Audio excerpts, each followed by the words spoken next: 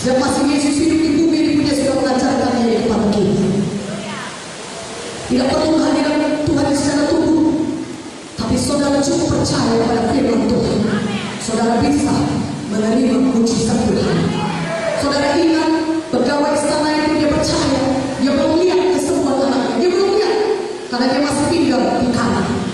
Dia belum lihat anaknya disembuh di Kapernaum, tapi dia percaya, maka dia menerima mujizat Tuhan. Haleluya. Siapa di sini yang betul-betul percaya kepada firman Tuhan? Katakan amin. Tuhan berkata, adakah sesuatu yang terlalu sulit bagimu?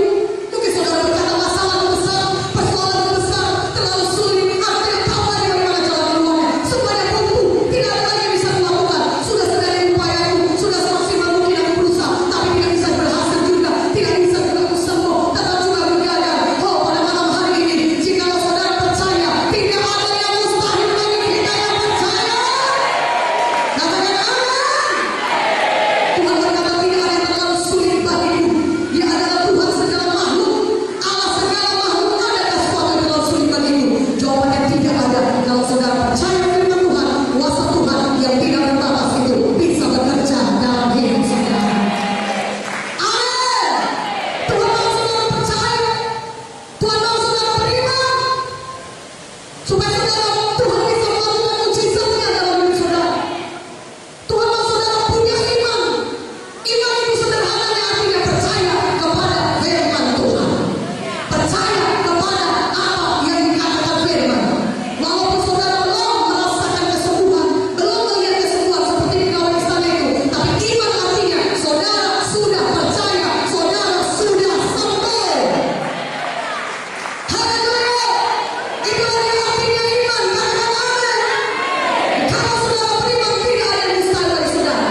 Apakah saudara percaya ketika saudara sudah melihat saudara sembuh? Tidak. Sebelum saudara melihat saudara sembuh, saudara sudah percaya. Itulah dia iman. Katakan amin. Berkali-kali mendengar firman yang tidak ada mustahil bagi orang yang percaya. Tuhan mau melihat iman saudara.